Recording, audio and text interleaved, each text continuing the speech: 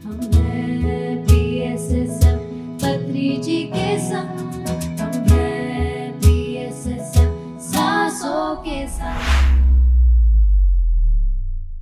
नमस्कार दोस्तों, जैसे कि हम जानते हैं ध्यान का ना कोई धर्म है, ना कोई मजहब, ना कोई मंत्र, ना कोई तंत्र। आज हमारे साथ जो मंच पर हैं वो हैं मुंबई से महफूजा जी। जैसे कि आप नाम से ही समझ चुके होंगे कि वो मजहब से तो मुस्लिम हैं, पर हम सब में एक चीज़ कॉमन है, वो है सांसें। ये सांसें ही हम सबको ध्यानी बनाती हैं, जो कि हमारा एकमात्र धर्म है और मजहब है। आइए उनसे जानते हैं उनकी इस ध्यान की यात्रा के बारे में। नमस्कार महफूजा जी। थैंक यू, यहाँ बुलाने के लिए बहुत बहुत शुक्रिया। महफूजा जी, आप ध्यान से कैसे जुड़ी? ध्यान से पहले मैंने 20 साल पहले रेकी का अचीवमेंट लिया था। 20 साल पहले लिया था, उसको मैं कंटिन्यू नहीं कर पाई। उसको 21 दिन तक उसकी प्रैक्टिस करनी होती है, वो मैं कर नहीं पाई। और जब मैंने किया था, अचीवमेंट लिया था, उसी दिन मुझे वॉमिटिंग भी, उसके दूसरे दिन वॉमिट हुई थी।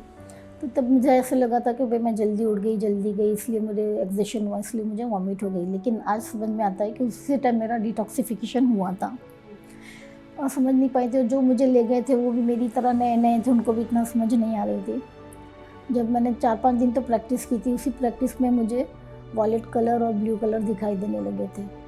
ऐसा दोनों मिक्स होकर ऐसे पूरा से घूमते थे दोनों कलर। जो मुझे ले गए थे उनसे बात की। 20 साल पहले तो ना तो मोबाइल इतने नहीं थे, कॉमन नहीं थे। लैंडलाइन भी मैं जिनसे सीख के आई थी उनके पास लैंडलाइन नहीं था, तो मैं उनको कॉल नहीं कर पाई। जो फ्रेंड मुझे ले गए थे उनसे मैंने बताया था, वो बता रहे थे कि ऐसा नहीं होता, पहले तो रेड कलर दिखता है, फिर ऑरेंज दिखता है। तो मुझे ऐसा लग रहा है शायद मुझ में कोई कमी है जो मुझे ऐसे कलर दिखाई दे रहे हैं।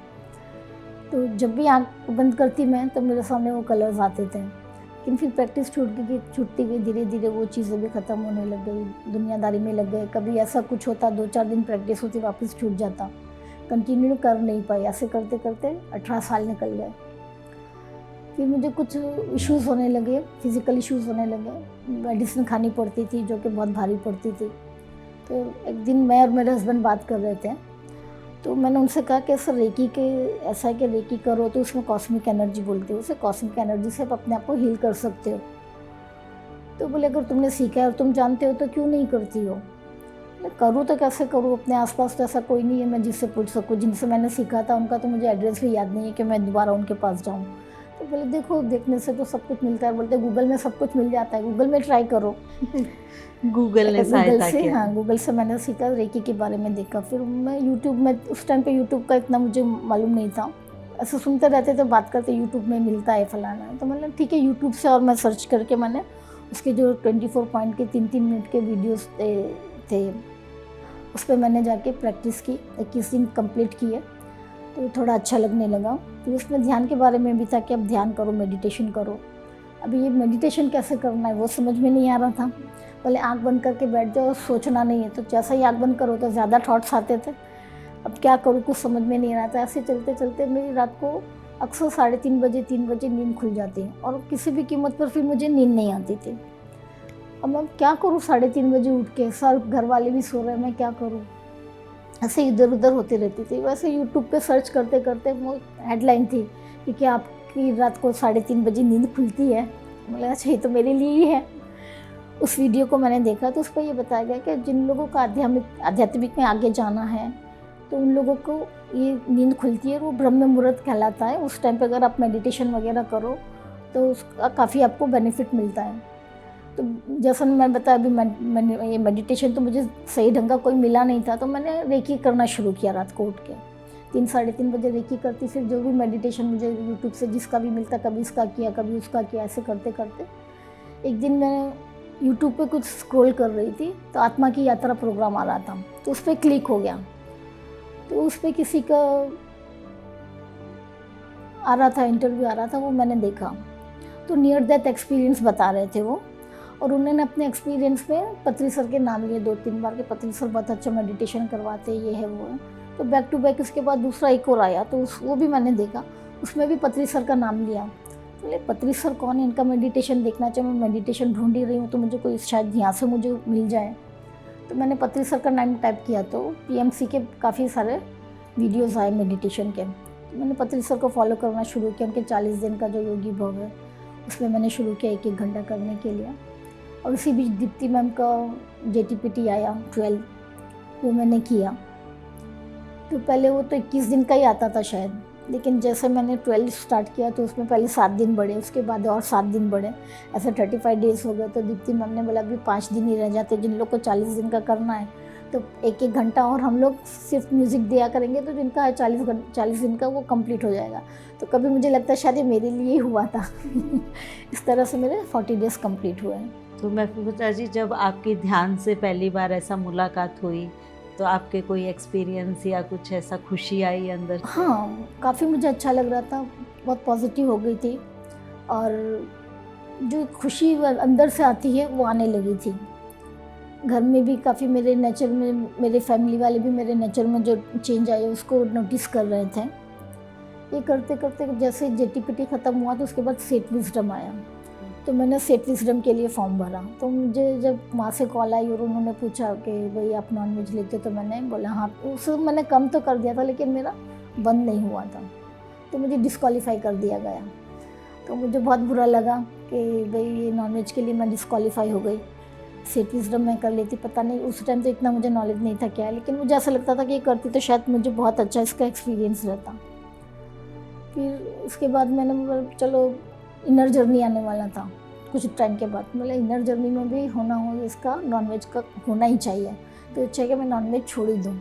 तो 15 दिन पहले इनर जर्नी शुरू होने से, मतलब मैंने पहले फॉर्म नहीं भरा क्योंकि मैं झूठ बोलना नहीं चाहती थी। जो कुछ सही है मैं झूठ बोल के नहीं बोलना चाहती कि मैं नहीं लेती हूँ। मैंने 15 दिन पहले लेना बंद किया और फिर उसके बाद मैंने फॉर्म भरा और जब मुझे कॉल आई तो मैंने उनको बताया कि मैं नॉनवेज छोड़ चुकी हूँ।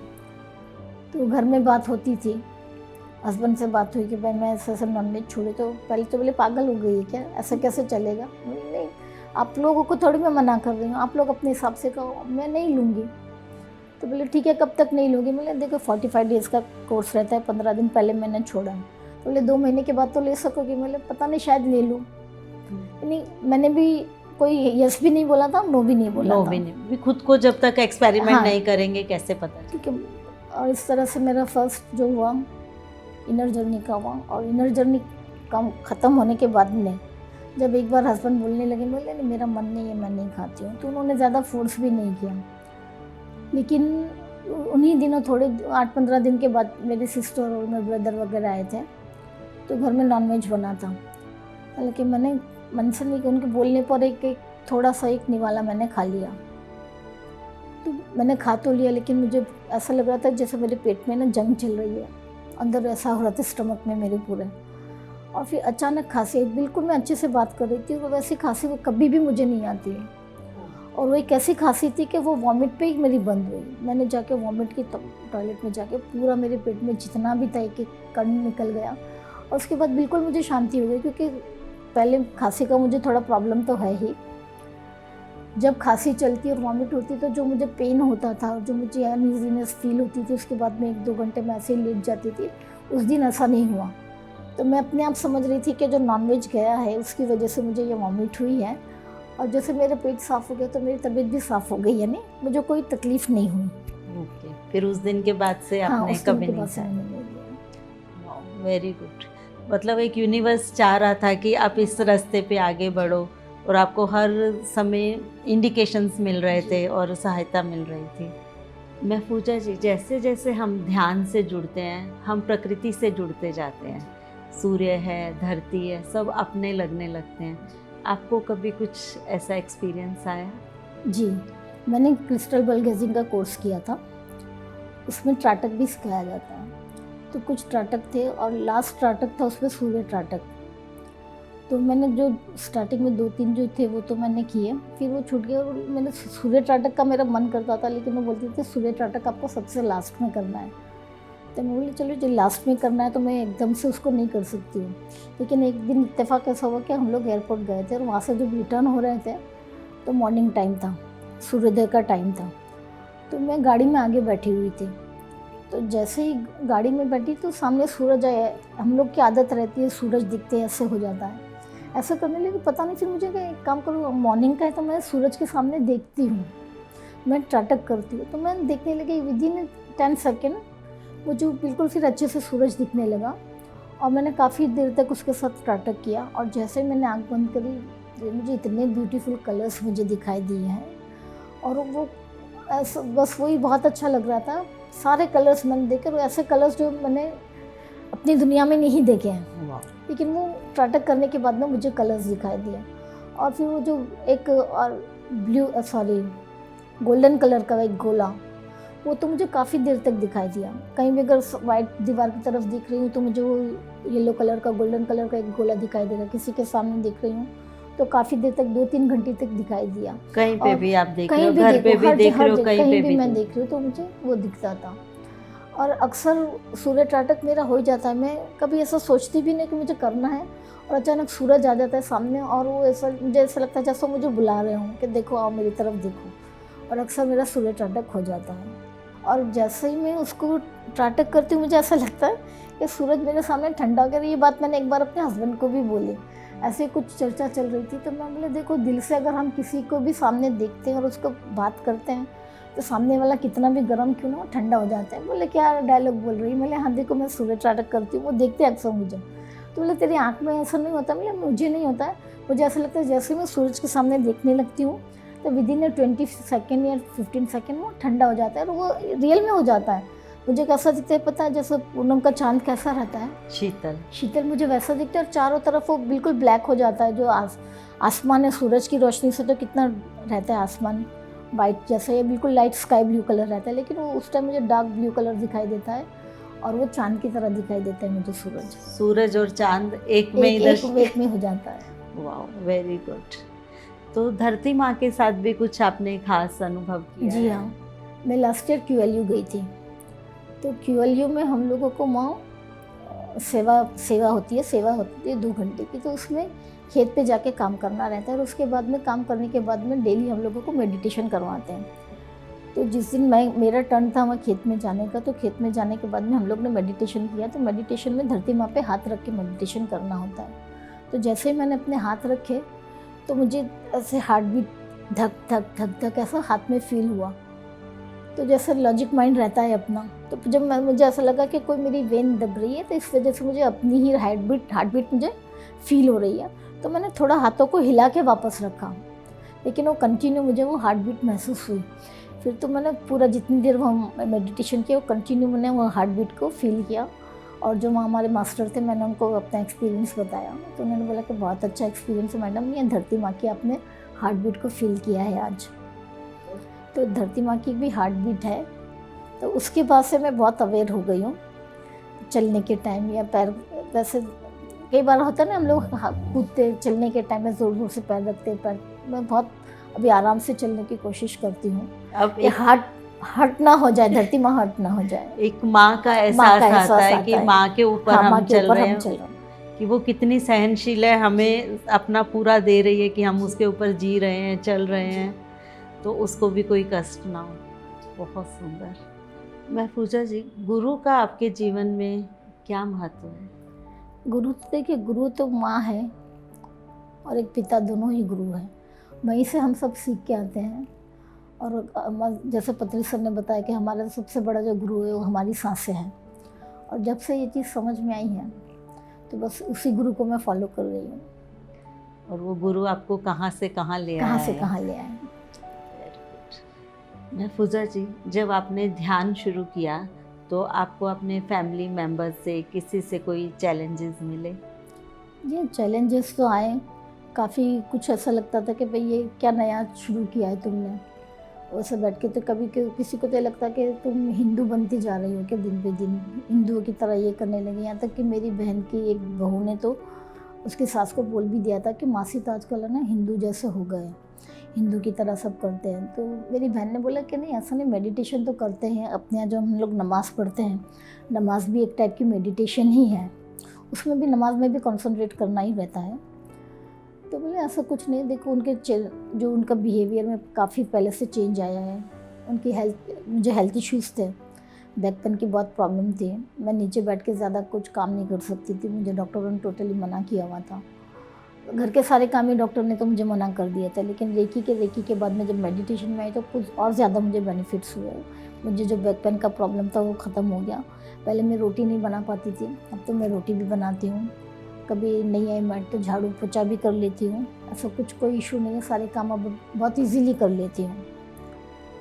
और मेडिटेशन से ज़्यादा मुझे थोड़ा नॉनवेज के लिए थोड़ा प्रॉब्लम होता है, बाकी मेडिटेशन के लिए इतना नहीं हुआ। हाँ, इतना है कि वो लोग जब भी मैंने बहुत ज़्यादा करती हूँ तो वो कभी ऐसा होता है कि क्या पूरा दिन ही मेडिटेशन करते रहते हो, नमाज नहीं पढ़ो, नमाज़ पढ़ो या मेडिटेशन करो एक ही है।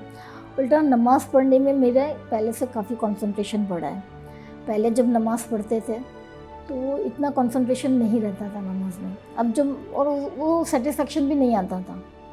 लेकिन अब मैं जब नमाज़ पढ़ती हूँ पूरे दिल से मेडिटेशन की सीख से पढ़ती हूँ तो मुझे काफ़ी सेटिस्फेक्शन भी होता है और अच्छा लगता है, क्योंकि कनेक्शन तो कनेक्शन तो एक ही है। यूनिवर्स में आप यूनिवर्स से हमको कनेक्ट करना। किसी भी नाम से बुलाएं, पर कनेक्शन तो हर मजहब में वही है कि उसके साथ कनेक्ट होना है, जो एक सुपर पावर है इसी के साथ। तो जब वो आ गया तो आप कुछ भी शब्द पढ़ें या कुछ भी पढ़ें तो उसमें शक्ति तो आएगी आएगी। महफूजा जी, आपका पितामा से मिलना हुआ कभी?